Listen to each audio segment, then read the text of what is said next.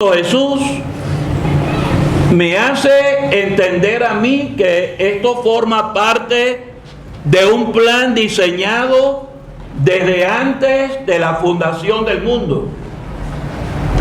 Porque creo que el apóstol utiliza esta manera de referirse al Señor para hablarnos de Él en su existencia eterna. Hubo un momento en la eternidad cuando este plan se diseñó. Y como parte de este plan, el Hijo vendría para humanarse, morir en la cruz, en el Calvario, y salvar almas de pecadores perdidos. La palabra de Dios dice que nosotros fuimos escogidos desde antes de la fundación del mundo. Ya nuestra salvación estaba preparada y asegurada en Cristo Jesús. Y hermanos, ¿qué privilegio es eso?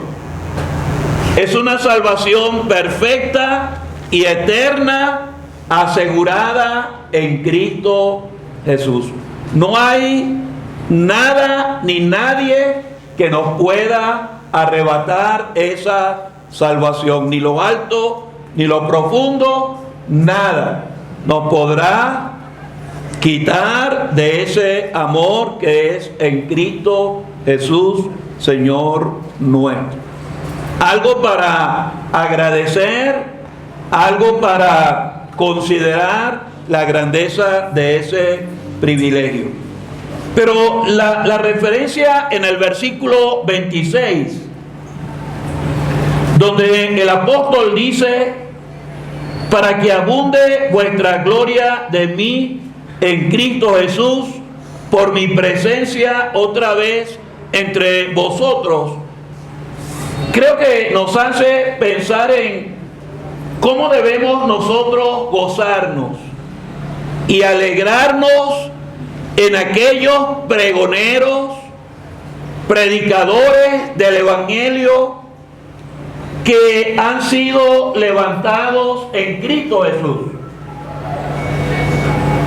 Creo que esa es la expresión, lo que el apóstol quiere decir aquí: para que abunde vuestra gloria de mí, pero en Cristo Jesús. Los hermanos debían tener la convicción en sus almas de que el apóstol Pablo había sido un factor fundamental en la salvación de ellos. Cuando él llegó a Filipos, por el llamamiento de aquella visión, se convirtió Lidia, aquella muchacha endemoniada fue liberada, se convirtió el carcelero y su familia. Una visita corta, pero una visita, vamos a decir, poderosa. Pero los apóstoles no le estaban rindiendo adoración a Pablo. No estaban ubicándolo a él en un lugar que no le correspondía. ¿Lo apreciaban? Sí, lo apreciaban. ¿Estaban pendientes de él? Sí, estaban pendientes de él. Esta carta también es como una carta de recibo, donde él está dándole las gracias a los hermanos porque habían estado pendientes de él. Y le habían enviado ahora una ofrenda otra vez. Pero ellos están reconociendo, fue en Cristo.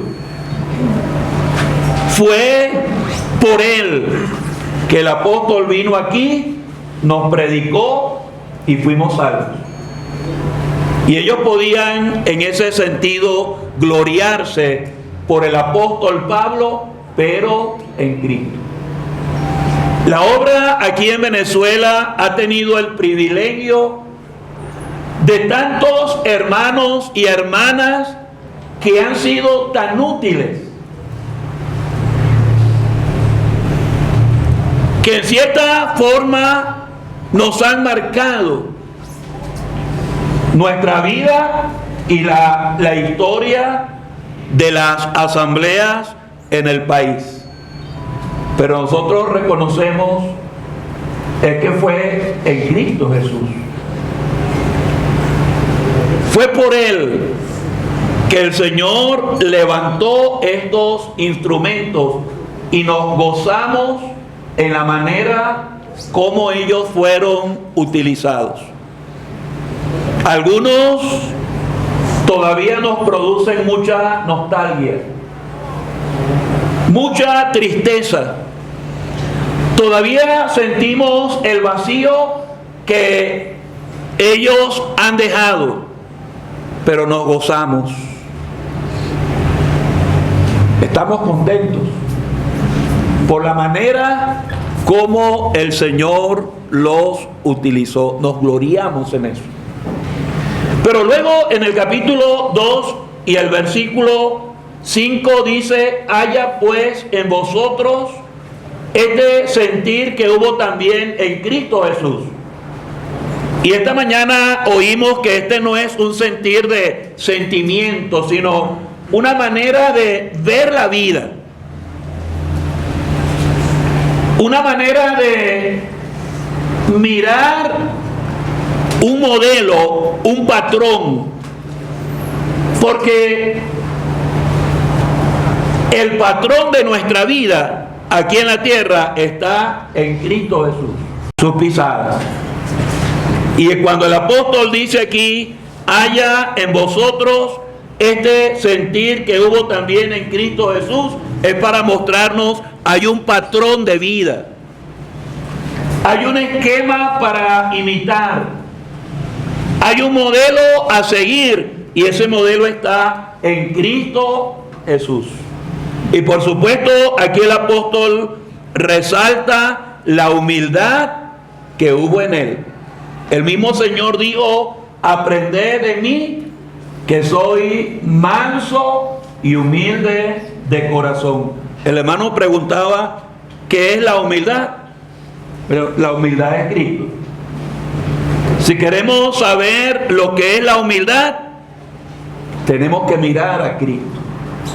Lo que Él estuvo dispuesto a sufrir, lo que Él estuvo dispuesto a hacer, allí mismo en el aposento alto, tomó esa forma de siervo y estimó en cierta forma a los demás como superiores a Él mismo.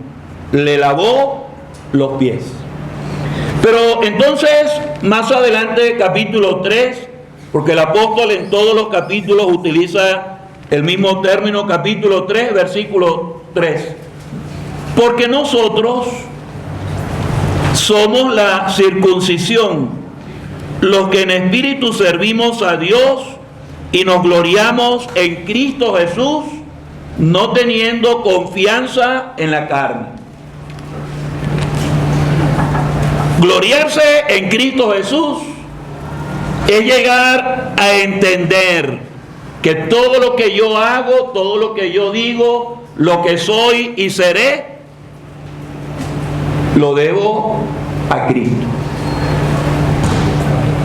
Uno tiene la tendencia a rendirse siempre, aunque sea un poquito el mérito.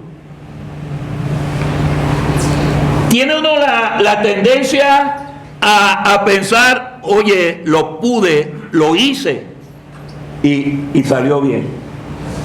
El apóstol dice: no tenemos confianza en la carne. Nosotros, los que en espíritu servimos a Dios y nos gloriamos en Cristo Jesús. Si queremos gloriarnos en algo o en alguien, debemos gloriarnos en Cristo Jesús. Y eso nos lleva a una plena identificación con Él, gozarnos en Él. Si no fuese por Él, ¿qué seríamos nosotros? Si no fuese por Él, ¿qué destino nos esperaría?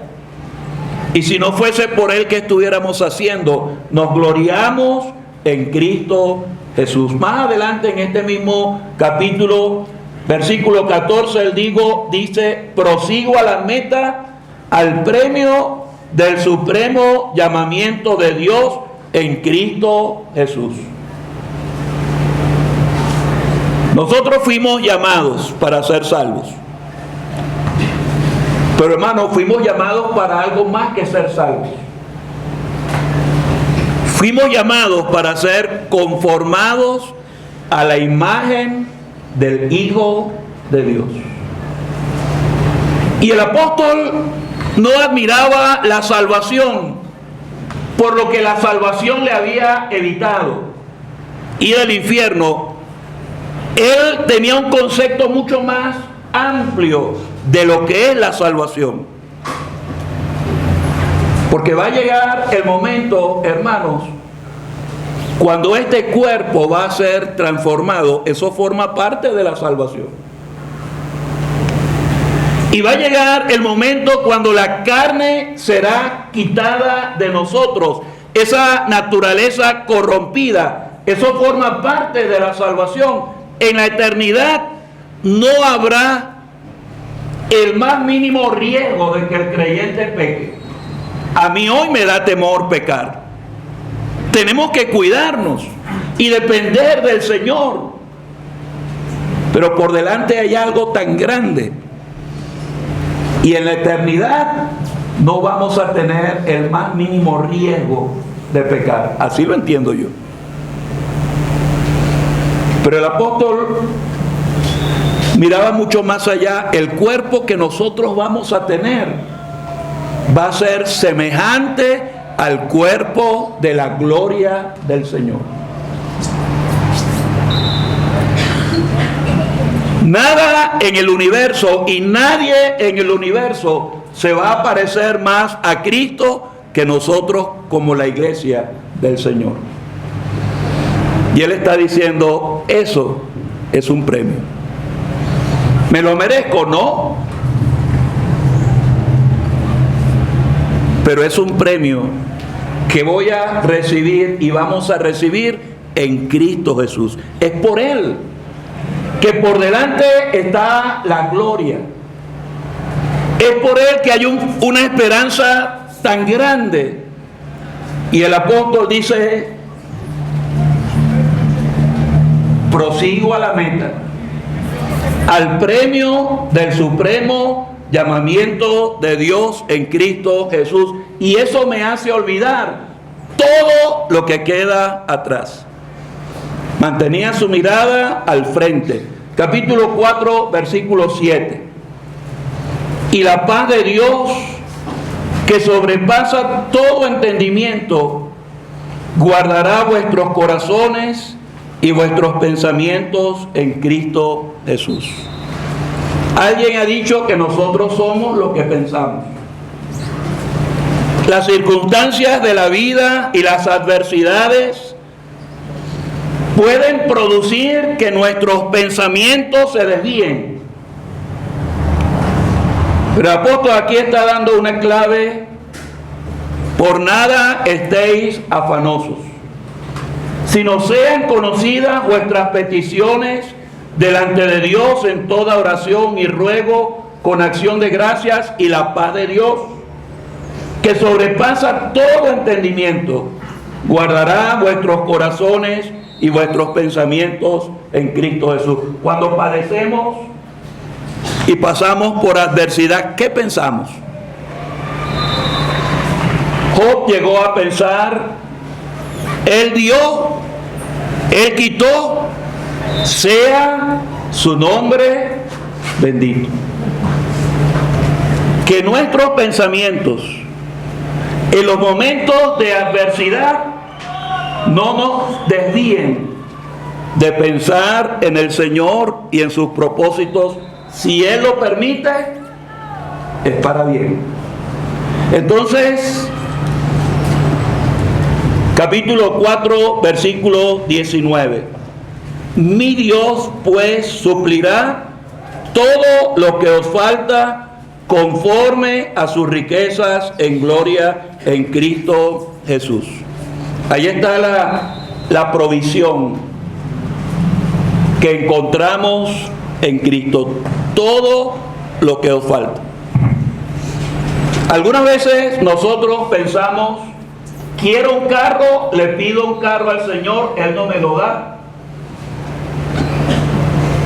Pero es que no es ese el sentido de esta palabra. Él nos va a dar lo que realmente nos hace falta. Puede ser que en el caso suyo a usted no le haga falta un carro. Pero lo que sí puede estar seguro de que lo que le falta a usted y lo que me falta a mí, lo vamos a encontrar como una provisión en Cristo Jesús. Mi Dios pues suplirá todo lo que os falta conforme a sus riquezas en gloria en Cristo Jesús. Qué bueno, hermanos, tener a Cristo. Depender de Él y gozarnos en aquel que nos amó y se entregó a sí mismo por nosotros. Que Él bendiga su palabra.